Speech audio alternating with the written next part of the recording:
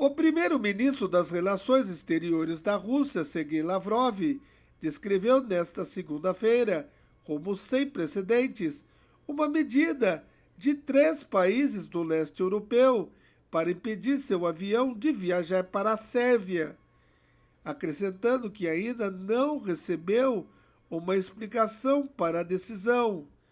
Ele disse que, em vez disso, convidaria seu colega sérvio para visitá-lo em Moscou. Todas as medidas contra esse ministro não é exagero, é necessidade.